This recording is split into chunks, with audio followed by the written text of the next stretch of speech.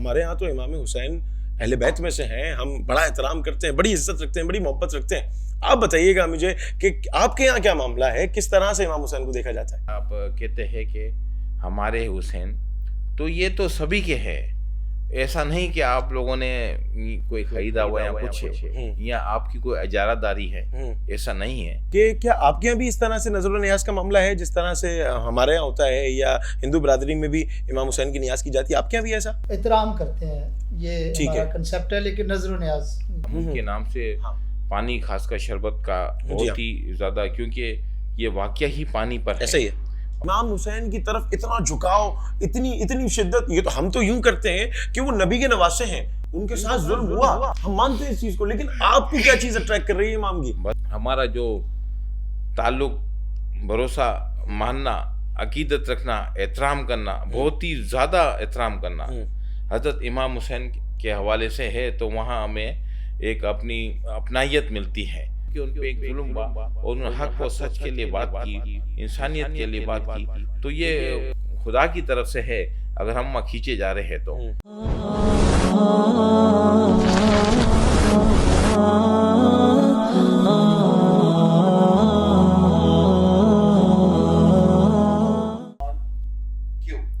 ये समंदर है, किनारे ही किनारे जाओ, इश्क सबके बस की बात नहीं प्यारे, जाओ और यूं तो मक्तल में चले आते हैं तमाशाई बहुत, आओ उस वक्त के जिस वक्त पुकारे जाओ, और तूने मौत के डर से हुसैन को छोड़ दिया, मुझे ये डर है बेमौत ना मारे जाओ।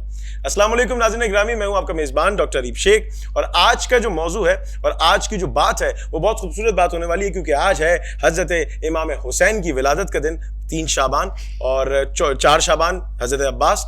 आज हमारे साथ जो गेस्ट मौजूद हैं किसी तारुफ के मोहताज नहीं है, और उनसे बात करने के लिए इसलिए भी ज़रूरी है, उनसे एक उनका नज़रिया लेना और उनसे बात करना इसलिए भी ज़रूरी है क्योंकि हम सिर्फ मुसलमानों की बात करते हैं, हम जो दूसरे मजहबी हमांगही को जो फ़रोग़ देने की कोशिश करते हैं। हमारे दरमियान गोस्वामी विजय महाराज साहब मौजूद हैं, खुशामदीद पेश करते हैं आपको।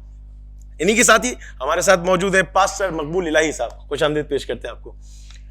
मैं आप लोगों से सबसे पहला सवाल ये करना चाहता हूँ और मैं ये पूछना चाहता हूँ, जसारत कर रहा हूँ पूछने की, कि हजरत इमाम हुसैन के बारे में बताइए कि आपके यहाँ पर, हमारे यहाँ तो इमाम हुसैन अहले बैत में से हैं, हम बड़ा एहतराम करते हैं, बड़ी इज्जत रखते हैं, बड़ी मोहब्बत रखते हैं। आप बताइएगा मुझे कि आपके यहाँ क्या मामला है, किस तरह से इमाम हुसैन को देखा जाता है? जी, खुदा उनके बबरकत नाम में मेरा सलाम सबको पहुँचे। वालेकुम सलाम। हमारे यहाँ हम जो है वो कंसेप्ट कुछ इस तरह से है कि इमाम हुसैन की जो उनकी जो मुस्लिम कंसेप्ट के मुताबिक उनकी जो शहादत है, सो वो एक अजीम थी, उन्होंने एक हक के लिए लड़े, जंग की उन्होंने। जी विजय साहब। ओम श्री गच्छाय नमः, नमस्कार, अस्सलाम वालेकुम।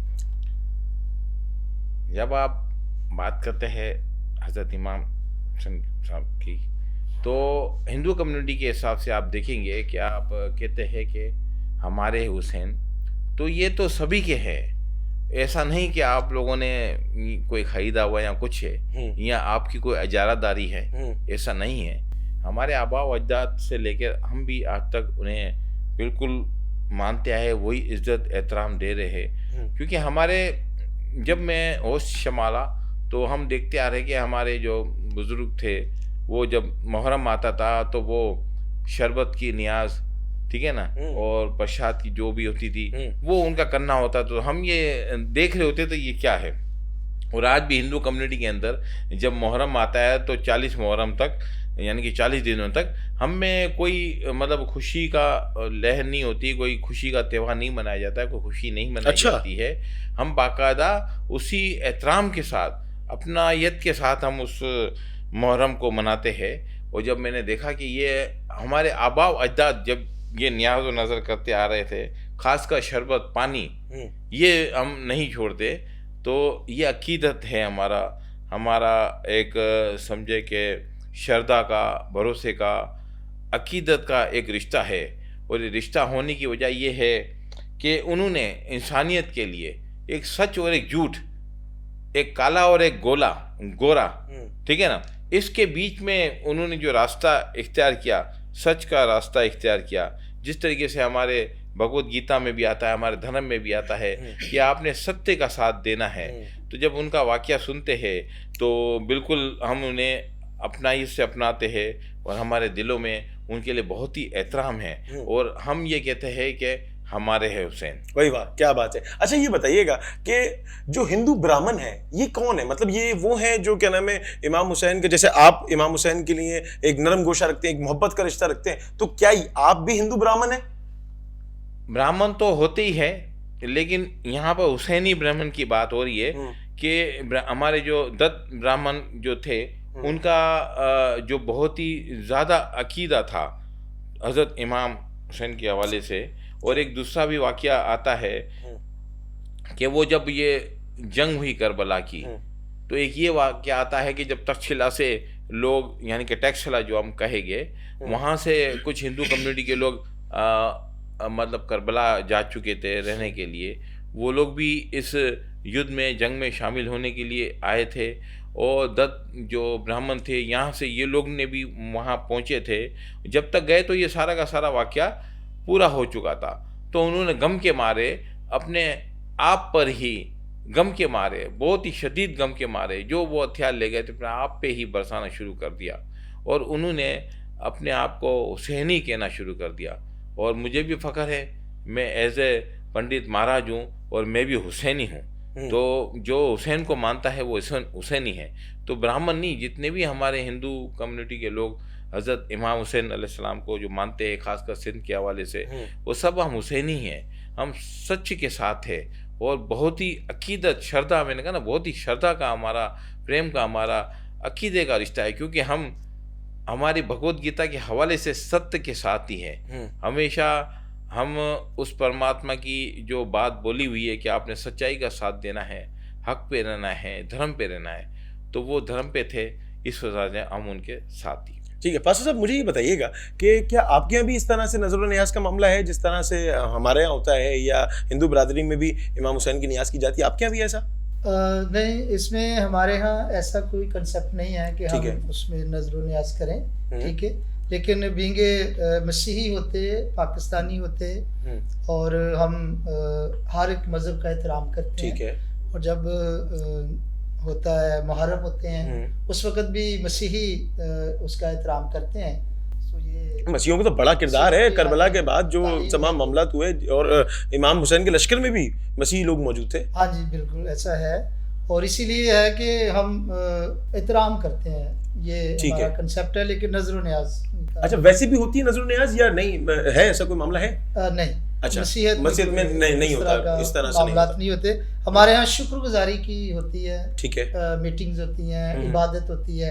किस तरह होती है शुक्रगुजारी? मतलब किस तरह? हम तो जैसे शुक्रगुजारी हमारे नज़दीक ये है कि हम खुदा की इबादत, मतलब हम नमाज पढ़ते हैं, ठीक है ना, हम वजू करके नमाज पढ़ते हैं, यहाँ जो है वो पूजा की जाती है। तो यहाँ किस तरीके से इबादत होती है? हमारे यहाँ शुक्रगुजारी की बात इस तरह से होती है कि जब लोग कोई ब्लेसिंग पाते हैं, बरकत आती है, कोई उनका काम होता है, तो उसमें ये होता है कि फिर वो शुक्रगुजारी की मीटिंग करते हैं। चर्च में भी होती है, घरों में भी होती है। हमारे पास्टर्स वहाँ पे जाते हैं और जाके फिर हम हमारा जो तरीकाकार है इबादत का, ज़बूर गाते हैं हम हज़रत दाऊद के, और फिर हम गीत गाते हैं, और फिर हम खुशी करते हैं कि खुदा ने बरकत दी है इस घराने को, या जो भी मामलात होते हैं वो सॉल्व हो जाते हैं। तो फिर वो शुक्रगुजारी की मीटिंग्स का होता है, जिसमें हम खाना भी होता है, ठीक है। उसमें थैंक्सगिविंग डिनर, थैंक्सगिविंग डिनर जिसको हम कहते हैं। तो वो कुछ भी हो सकता है। अगर कोई ज्यादा बसात वाला है तो वो ज्यादा बड़ा प्रोग्राम कर सकता है, ठीक है। अगर कोई कम बसात वाला है तो वो छोटा प्रोग्राम भी कर लेता है। ठीक हो गया। तो ये हाँ हमारे कंसेप्ट है। ठीक है महाराज साहब, मैंने अक्सर तौर पे ये देखा है, और ज़्यादातर हम लोगों ने इन चीज़ों को, शायद हमारी नज़र से ज़्यादा इस वाक़े को देखा है कि जो भी हिंदू बरादरी से मुसलमान होता है या वो कलमा पढ़ता है, तो वो अहले तशय्युअ हज़रात की तरफ उसका रुझान ज़्यादा होता है, वो शिया बन जाता है। सबसे पहले तो मैं कहूँगा नज़र न्याज से मुराद मेरी प्रसाद ये अमूल के नाम से पानी, खासकर शरबत का बहुत ही ज़्यादा, क्योंकि ये वाक़या ही पानी पर है। ऐसा ही है। और आज उन्हें सोच कर दिल इतना कांप जाता है, तो जिनके साथ ये बीता होगा तो वो क्या बात होगी। अब हुई कि अहले बैत में ही क्यों मुसलमान बनते हैं? वैसे तो दूसरे तरीके से मुसलमान बनाया जाता है। तो अहले बैत में वैसे तो सब मुसलमान ही अच्छे हैं, बहुत सारे अच्छे लोग हैं, लेकिन ज़्यादा तादाद में वहाँ पे हमें जगह दी जाती है, अपने साथ मिलाया जाता है। वो जगह इसलिए भी दी जाती है कि हमारा जो ताल्लुक़, भरोसा, मानना, अकीदत रखना, एहतराम करना, बहुत ही ज़्यादा एहतराम करना हज़रत इमाम हुसैन के हवाले से है, तो वहाँ हमें एक अपनी अपनायत मिलती है। और ऐसा नहीं है कि वहाँ से अपनायत नहीं मिलती। जिस तरीके से मेरा मंदिर है दरिया लाल मंदिर, उसकी जो आर्किटेक्चर है, हैदर रज़ा भाई जो कि अहले बैत से ही ताल्लुक़ रखते हैं, तो वो उस मंदिर को अपना ही कहते हैं। तो माशाल्लाह उनकी भी बहुत सारी खिदमत है। इस तरीके से जहाँ अपनायत होती है, तो वो अपनायत अपने जब पानी वहीं जाता है जहाँ पे झुकाव होता है, जहाँ पे अपनायत होती है, लोग उसी के पास जाते हैं। इस हिसाब से वैसे तो मुझे नहीं पता, मुसलमान हुए तो अच्छी, तो मुझे ये है अहले बैत तो हाँ, जुज़ हैं। हाँ, अहले बैत तो ये समझ लें कि हमारा एक समझ लें दिल है, मतलब उनके बगैर तो कुछ हो ही नहीं सकता ना। हाँ, उनके बगैर कुछ नहीं हो सकता। लेकिन मैंने पूछना इसलिए चाहा कि क्या ऐसी वजह है कि क्या ऐसे वाक़या है, मतलब लोग रग़बत इख्तियार कर जाते हैं। तो आपने बताया कि झुकाव है वहाँ पर, वहाँ पर आजिज़ी है। हम तो वैसे ही मतलब अहले बैत के साथ ज़्यादा होता है, हर एक के साथ होता है, लेकिन यहाँ पे कुछ ज़्यादा ही है हमारा। तो वो ठीक है, कुछ वो हो गए तो उसकी वजह यही बनी होगी, बाकी तो बेहतर तरीके से वो खुद भी बता सकते हैं। अच्छा, ये बताइएगा, हम अक्सर व बेशतर, और हमारे यहाँ इस बात पर बड़ा मामला होता है, हमारे यहाँ हज़रत अली करमुल्लाह वजहुल करीम को अली के नाम से जाना जाता है, शेर खुदा के नाम से जाना जाता है। हम उन्हें शेर खुदा कहते हैं, और उन्हें जो है वो मुख्तलिफ अलक़ाबात हैं उनके, अबू तुराब उनका अलक़ाब में से उनके एक लक़ब है। ये बताइएगा आपके यहाँ पर क्या है, मतलब आपके यहाँ हज़रत अली को किस नाम से जाना जाता है? और मेरे ख्याल से आपके यहाँ एलिया भी कहा जाता है, इस तरह का भी कोई मामला है? नहीं, इसमें मैं थोड़ी सी वजाहत करना चाहता हूँ इस बात की कि एक्चुअली एलिया जो है वो एक नबी है और वो हो गुजरे हैं। ठीक है। उनका तुरैत में जिक्र है, अंबिया के सहाइफ में उनका जिक्र है। तो एलिया जो है एक्चुअली वो अली को नहीं कहा जाता। ठीक है। हमारे यहाँ अच्छा। जो एलिया का कंसेप्ट है वो एक नबी का है, और वो एक बहुत अच्छे नबी गुजरे हैं, खुदा के बंदे। शायद इसकी मैं वजाहत जरूर करूंगा। नहीं, जरूरी है, क्योंकि लोग मेजॉरिटी जो बयानात है उनमें ये कहा जाता है। अहले बैत के जो बहुत सारे ज़ाकिर हज़रात हैं वो इसको इसकी गलत इंटरप्रिटेशन करते हैं वो। तो मसीह खुदावंद का जो चौथा कलमा है जो उन्होंने सलीब पर बयान किया, वो एली एली लमा शबक्तनी, आए मेरे खुदा तूने मुझे क्यों छोड़ दिया। तो एल जो है वो एक्चुअली हिब्रू का लफ्ज़ है, और एली एली लमा शबक्तनी ये अरामी ज़ुबान में हज़रत मसीह जो थे वो खुदा को पुकार रहे थे। ठीक है, क्योंकि वो ख़ास उसे अपना बाप कहकर पुकारते हैं, इसलिए वो कह रहे थे कि मेरे खुदा तूने मुझे क्यों छोड़ दिया। तो शायद उस हवाला को लेके बहुत से हमारे अहले तशरीह जो हैं वो इसको गलत वो रंग दे देते हैं। तो ऐसा नहीं है। ठीक है, तो आपके चैनल के नहीं, बिल्कुल जरूरी है, मैं इस बात की वजाहत हमारे अली नाम अल्लाह का भी है। हाँ, अल्लाह का एल से निकला है ना, अली नाम अल्लाह का भी है। लेकिन यह है कि लेकिन जो इंटरप्रिटेशन दी जाती है वो आपने आज क्लियर की, वो जरूरी थी। मैंने इसीलिए कहा कि आप इसको क्लियर करें। हजरत मसीह जो है वो हरगिज अली को नहीं पुकार रहे थे। ठीक है, वो उस अली को पुकार रहे थे, वो उस अली को, एल की बात कर रहे थे। ठीक है, ठीक है। तो ये अच्छा है कि आपने ये सवाल किया। बहुत शुक्रिया जी। महाराज साहब, आपके यहाँ क्या किस नाम से पुकारा जाता है मौला अली को? मौला अली के नाम से ही पुकारा जाता है। और चारों खुलफा राशिदीन की जब आप बात करिए तो सभी का एहतराम है। ठीक है, माशाल्लाह। और बाकायदा अकीदत या श्रद्धा के तौर पे कोई किसी से मिला सकता है कि आप इस तरीके से लेकिन उनकी तो बराबरी क्या होगी, तो वो उसी नाम से हम उन्हें बुलाते हैं। और वही एहतराम और अकीदत यानी कि बहुत ही हर मज़हब का हम एहतराम करते हैं, और यहाँ भी हज़रत मौला अली का जो एहतराम है अपना वो बिल्कुल रखते हैं। ठीक है। अच्छा महाराज साहब, एक बात और बताइएगा, हम अक्सर जो है वो जाकिरों का जिक्र किया पास्टर साहब ने, तो मैं ये पूछना चाह रहा हूँ कि एक वाक़या और आता है ना, उस वाक़े में होता ही है कि उस वाक़े में कहा यह जाता है कि 10 मुहर्रम के दिन हिंदुस्तान में आज भी कोई इस तरह का माहौल है कि जहाँ पर जब तक इमाम हुसैन का जुलूस नहीं आता तब तक हिंदू बरादरी की जो ख़वातीन है वो बच्चों को दूध भी नहीं पिलाती। क्या ऐसा कोई मामला है? हाँ जी, हाँ, ये बिल्कुल इस तरीके से अकीदत रखा जाता है, और अपनी अपनी श्रद्धा के अनुसार जो उनकी मनोकामना के हिसाब से जो उन्होंने किया हुआ है वो बिल्कुल इसी तरीके से करते हैं।